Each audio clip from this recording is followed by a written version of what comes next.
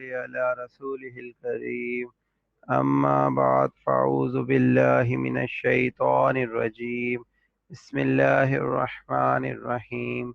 تمام ناظرین و سامعین السلام علیکم ورحمۃ اللہ وبرکاتہ۔ الحمدللہ، سورہ فاتحہ کے لفظی ترجمے کے اختتام کے بعد ہم قرآن پاک کی مصحف کی ترتیب کے حساب سے دوسری صورت یعنی سورہ بقرہ کی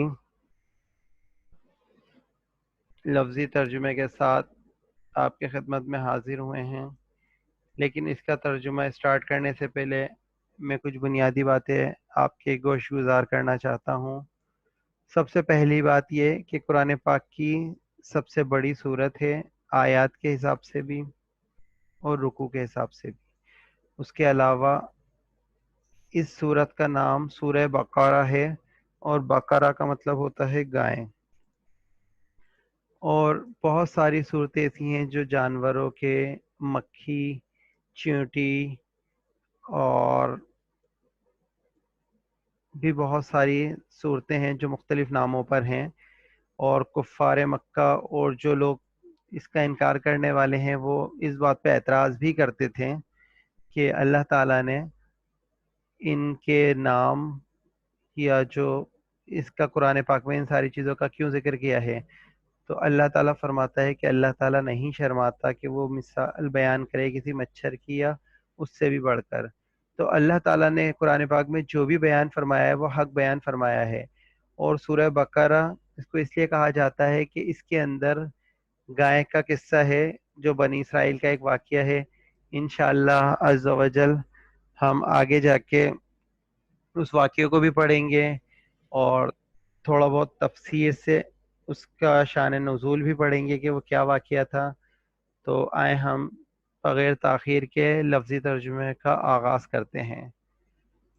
سورہ بقرہ جو شروع ہوتی ہے وہ شروع ہوتی ہے حروف مقطعات سے۔ حروف مقطعات انہیں کہتے ہیں جن کے کوئی معنی نہیں ہوتے یا جن کے معنی اللہ تعالیٰ کے سوا کوئی نہیں جانتا۔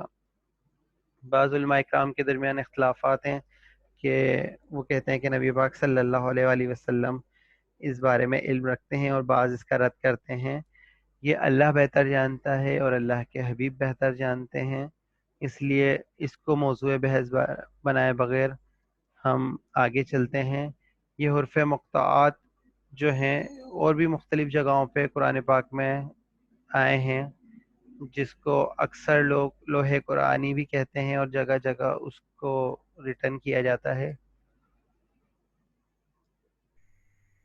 اصل مقصد ہم اس کی لفظی ترجمہ کر رہے ہیں تو اس وجہ سے الف لام میم اس کو الگ الگ حرفوں میں الف لام اور میم کر کے ترجمہ کیا گیا ہے، کیونکہ اس کے ترجمہ کوئی بھی نہیں جانتا۔ ذالکا، ذالکا کا مطلب ہوتا ہے یہ، اور بعض جگہ اس کی میننگ وہ بھی ہوتی ہے جملے کی مناسبت سے۔ کتاب کا مطلب کتاب ہوتا ہے، اور ظاہر سی بات ہے اردو کا بھی حرف ہے تو اس لیے ہم جانتے ہیں کہ اردو کا بھی الفاظ ہے، تو اس وجہ سے کتاب کا مطلب کتاب ہے۔ ذالک الکتاب، یہ وہ کتاب ہے۔ اچھا، اس سے پہلے ال لگا ہوا ہے۔ لاسٹ ٹائم بھی ہم نے سورہ فاتحہ میں آپ کو بتایا تھا کہ جو الف لام ہوتا ہے یہ کسی بھی نکرہ کو جو عام اسم ہوتا ہے اس کو معرفہ بنا دیتا ہے، خاص نام بنا دیتا ہے، خاص اسم بنا دیتا ہے۔ اس لیے قرآن پاک بہت خاص ہے، اس لیے اس کے لیے الکتاب یوز ہوا ہے۔ لا کا مطلب سب جانتے ہوں گے کہ یہ لا کا مطلب حرف نفی ہے۔ لا کا مطلب حرف نفی آپ پڑھ چکے ہیں۔ لا کا مطلب ہوتا ہے نہیں، ریب، ریب کا مطلب ہوتا ہے شک۔ ذالک الکتاب لا ریب، یہ وہ کتاب ہے جس میں کوئی شک نہیں۔ فی ہی، فی کا مطلب ہوتا ہے میں، فی کا مطلب ہوتا ہے میں، ہی کا مطلب ہوتا ہے اس ضمیر ہے جو آپ کو ضمائر پڑھائی گئی تھی، ہیا ہما ہن۔ ہی ضمیر جو ہے وہ مؤنث کے لیے یوز ہوتی ہے، اسی طرح کتاب جو ہے ہم कैटेगरी में रखते हैं मुअन्निस की, तो इसीलिए इसके लिए ज़मीर ही यूज़ हुई है। फ़ी का मतलब होता है में, फ़ी ही इसमें। ये वो किताब है जिसमें कोई शक नहीं है। हुदन, हुदन का मतलब होता है हिदायत है। लिलमुत्तकीन, लाम का मतलब आपको बताया जाता है लिए वास्ते, अलबत्ता हुर्फ तहज्जी में आप पढ़ चुके हैं। लाम का मतलब होता है लिए वास्ते या अलबत्ता, यहाँ पे हम लिए यूज करेंगे। मुत्तकीन का मतलब होता है परहेजगार। अब इस आयत का हम कंप्लीट तर्जुमा कर लेते हैं। अलिफ लाम मीम, अलिफ लाम मीम, ज़ालिकल किताबु ला रैब फीह हुदल लिल मुत्तकीन। ये वो किताब है जिसमें कोई शक नहीं, हिदायत है परहेजगारों के लिए। अल्लज़ीना, अल्लज़ीना का मतलब होता है वो लोग जो। ये अस्माए मौसूला है, ये भी हम पढ़ चुके हैं। अस्माए मौसूला यूज हुआ है जो मैंने आपको बताया था, अल्लज़ी, अल्लज़ानी, अल्लज़ीना। तो ये अल्लज़ीना ये जमा के लिए यूज होता है जो बहुत सारे होते हैं। अल्लज़ीना वो लोग जो, युमिनूना, युमिनूना का मतलब होता है ईमान लाते हैं, वो लोग जो ईमान लाते हैं। बिल गैबी, मैंने बताया था ना 7 पर या से होता है, ज़ाहिर है गैब से तो हो नहीं सकता, इसकी मुनासबत से इसका तर्जुमा है गैब पर। अल्लज़ीना वो लोग जो युमिनूना ईमान लाते हैं, बिल गैबी गैब पर। वाह का मतलब होता है और, बताया जा चुका है कि किसी भी अल्फाज के दरमियान आता है तो उसके दरमियान इसकी मीनिंग और होती है, और किसी आयत के शुरू में आता है तो इसकी मीनिंग कसम होती है। युकीमूना, युकीमूना कहते हैं और वो कायम करते हैं। फेले मुज़ारे में हम ये पढ़ चुके हैं, आप पिछले असबाक में देख सकते हैं। वयुकीमूना और कायम करते हैं, सलात, अस्सलात नमाज, ठीक है।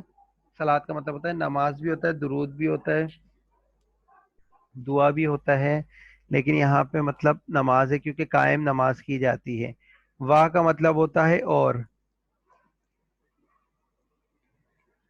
मिम्मा का मतलब होता है जो कुछ, जो कुछ, ठीक है। रज़क का मतलब होता है हमने दिया। हुम का मतलब होता है उनको। अब इसमें से जो कुछ भी हम मीनिंग लेते हैं, और इसमें मीनिंग है इसमें से जो। रज़क का मतलब होता है दिया, ना का मतलब होता है हमने। ये आपको प्रोनाउन पढ़ाए थे, ज़माइर पढ़ाई थी। और एक ख़ास बात यह है कि अल्लाह पाक अपने लिए कहीं या की ज़मीर यूज़ करता है और कहीं ना की ज़मीर यूज़ करता है। इसीलिए अल्लाह पाक है यहाँ ना की ज़मीर यूज़ की है कि हमने दिया किसको, उनको, हुम उन सब लोगों को। युनफिकून वो खर्च करते हैं, वो खर्च करते हैं का मतलब जिन लोगों को दिया। अब हम इसका लफ्ज़ी तर्जुमा करते हैं, आपको वर्ड टू वर्ड समझ आ गया होगा। अगर किसी भाई को समझ नहीं आ रहा है या कोई प्रॉब्लम हो रही है तो आप जो है वो कमेंट पे भी डिस्कस कर सकते हैं। एक बार फिर हम स्टार्ट करते हैं दूसरी आयत से। अल्लज़ीना वो लोग जो, युमिनूना ईमान लाते हैं, बिल गैबी गैब पर, वयुकीमूना, वयुकीमूना और वो कायम करते हैं, अस्सलात नमाज, व और मिम्मा जो कुछ, या उसमें से जो, रज़क़नाहुम हमने उनको दिया, युनफिकून वो खर्च करते हैं।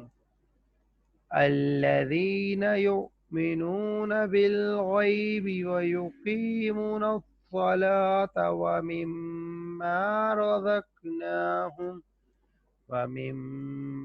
رزقناهم ينفقون اور وہ لوگ جو ایمان لاتے ہیں غیب پر اور قائم کرتے ہیں نماز، اور جو کچھ ہم نے ان کو دیا ہے اس میں سے خرچ کرتے ہیں۔ والذین وا کا مطلب اور، لذین کا مطلب جو وہ لوگ جو یؤمنون ایمان لاتے ہیں، بیما بیما کا مطلب اس پر جو،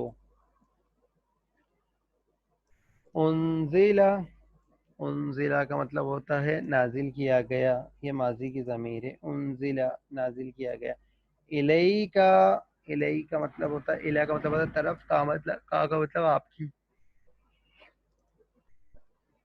الیکا کا مطلب ہوتا ہے آپ کی، وا کا مطلب اور، ما کا مطلب جو، انزلہ نازل کیا گیا، من کا مطلب ہوتا ہے سے، قبل مطلب ہوتا ہے پہلے، کا کا مطلب آپ سے، اور جو کچھ نازل کیا گیا آپ سے پہلے، وا کا مطلب اور، بل کا مطلب پر، آخرتی آخرت پر، ہم کا مطلب وہی سب لوگ ہیں، یہی سب لوگ ہیں، جمع کے لیے ہوتا ہے، یقینون وہ یقین رکھتے ہیں۔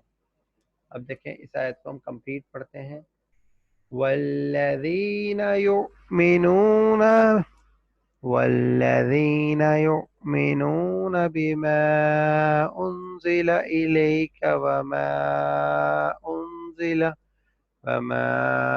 انزل من قبلک وبالآخرۃ هم یوقنون، اور وہ لوگ جو ایمان لاتے ہیں اس پر جو نازل کیا گیا آپ کی طرف، اور جو کچھ نازل کیا گیا آپ سے پہلے، اور آخرت پر وہ یقین رکھتے ہیں۔ اولئک اولئک کا مطلب ہے یہ لوگ، علی ہدن، علی کا مطلب ہوتا ہے پر، ہدن کا مطلب ہدایت، من کا مطلب ہوتا ہے سے، رب کا مطلب ہوتا ہے پالنے والا، ہم کا مطلب ہوتا ہے ان کا رب، علی ہدن من ربہم، یہی لوگ ہیں ہدایت پر اپنے رب کی طرف سے، وَأُولَئِکَ اور یہی لوگ ہیں، ہم المفلحون یہی لوگ فلاح پانے والے ہیں۔ تو آج ہم ان 5 آیات کا ہم نے لفظی ترجمہ کیا، اور اس کی تلاوت کے ساتھ اس کا با محاورہ ترجمہ بھی ہم کر چکے ہیں۔ اس کا مختصر سا ہم بتا دیتے ہیں کہ اللہ پاک نے متقین کی شان بیان کی ہے اس کے اندر قرآن پاک کے بارے میں، کہ سب سے پہلے اللہ نے قرآن پاک کا تعارف کرایا ہے اور بتایا ہے کہ یہ وہ کتاب ہے جس میں کوئی شک نہیں ہے، ہدایت ہے۔ کس کے لیے ہدایت ہے؟ متقین کے لیے ہدایت ہے، پرہیزگاروں کے لیے ہدایت ہے، اللہ سے ڈرنے والوں کے لیے ہدایت ہے۔ اچھا، اس کے بعد ان متقین کی نشانیاں بتائی ہیں اللہ تعالیٰ نے، کہ وہ متقین کون کون سے ہیں؟ وہ لوگ جو غیب پر ایمان رکھتے ہیں۔ غیب کیا چیز ہے؟ جو بھی چیز ہم نہیں جانتے اللہ کی طرف سے پردے میں ہے، وہ غیب ہے۔ وہ تو متقین ہونے کے لیے سب سے اہم شرط غیب پر ایمان لانا ہے۔ اس کے بعد نماز قائم کرتے ہیں متقین، اور جو کچھ ہم نے ان کو دیا ہے اس میں سے خرچ کرتے ہیں۔ اور وہ لوگ جو ایمان لاتے ہیں جو آپ پر نازل کیا گیا، یعنی قرآن پاک، اور آپ سے پہلے لوگوں مطلب آپ سے پہلے نازل کیا گیا، اور آخرت پر ایمان رکھتے ہیں۔ یہ ساری نشانیاں بتائی ہیں متقین کی۔ تو ہمیں بھی اللہ تعالیٰ ان متقین کی نشانیوں میں شامل فرمائے، اور اللہ تعالیٰ ہمیں نماز قائم کرنے والا، غیب پر پکا ایمان رکھنے والا، اپنے رزق کو اللہ کی راہ میں خرچ کرنے والا، اور ایمان اور عافیت پہ استقامت پہ قائم رہنے والا بنائے۔ آمین۔